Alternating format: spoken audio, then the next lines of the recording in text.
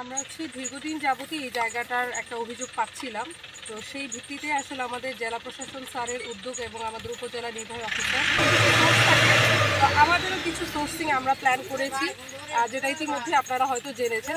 তো ওই সোর্সিংয়ের মাধ্যমে আসলে আমরা জানতে পেরেছি যে ওরা আসলে এখানে দিনের বেলাও মাটি কাটে এবং জায়গাটা যেহেতু একদম সীমান্তবর্তী ভারতের কাছে, তো এখানে কিন্তু আসলে সাধারণ লোকজন আসে না। তো ওই ভিত্তিতে এরা একদম দিন দুপুরে এই ডাকাতিটা করছে। তো আমরা এই অভিযানটা পরিচালনা করেছি আমাদের কিছু সোর্সের ভিত্তিতে জেনে। এখানে আমরা বিজিবিদের সাহায্য নিয়েছি এবং আমাদের পুলিশ বাহিনী রয়েছেন। যেহেতু এখানে সীমান্তের কাছাকাছি, এই জন্য বাংলাদেশ সেনাবাহিনী আসতে পারেনি, কিন্তু তারাও আমাদেরকে সাহায্য করছেন।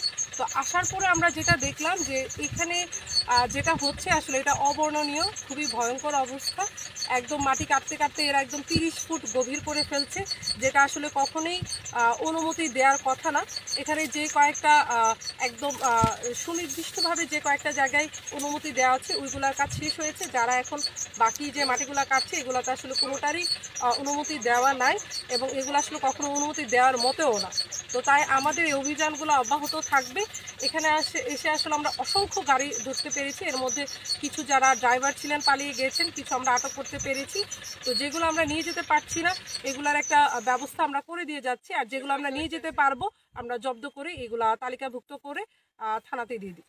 আপনারা অবশ্যই জানেন যে এটা আমাদের মোবাইল কোর্টের স্পিরিটটা কিন্তু আমাকে তাৎক্ষণিক পেতে হবে।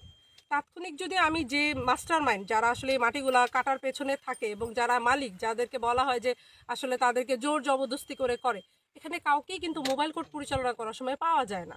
তখন আমরা যে শূন্য হাতে আসামি ছাড়া আমাদের যতটুকু কাজ করা যায়, যেগুলো জব্দ করে নেওয়া যায় এগুলো আমরা নিয়ে যাই। ইতিমধ্যেই জানবেন যে আমরা যেখানে এরকম মূল হোতা কিংবা মালিক আমি পেয়েছি, আমি তাদেরকে জরিমানাও করেছি এবং আমরা কারাদণ্ডও প্রদান করেছি এবং ভবিষ্যতে আমরা এই নিয়মিত মামলার দিকেও আগাচ্ছি যে কারা করছে তার সেইগুলো আমরা স্থানীয় অধিবাসীদের কাছ থেকে নামগুলা জেনে এই প্রত্যেকটা নামের বিরুদ্ধে আমরা নিয়মিত মামলার আওতায় আনবো তাদের।